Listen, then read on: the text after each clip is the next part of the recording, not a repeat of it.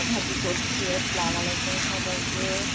করলা ভাজি মুগ ডাল দিয়ে আলু দিয়ে দেখুন খুবই সরকার অল্প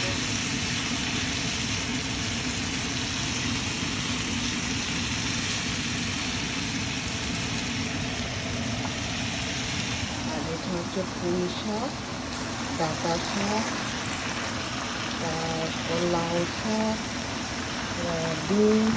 এটা হচ্ছে আসলে একটা বিদেশি ডিম, এটা বাংলাদেশে এখন পাওয়া যায়, আমাদের এখানে এটা খুব বেশি হয়।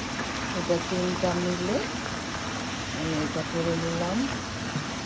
এই তো তারপরে আরেকটা জিনিস করবো আজকে, সেটা হলো আপনাদের সাথে শেয়ার করবো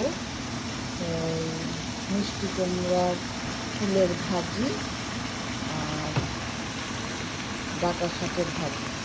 ইনশাল্লাহ আপনাদের সাথে শেয়ার করবো। আসসালামু আলাইকুম।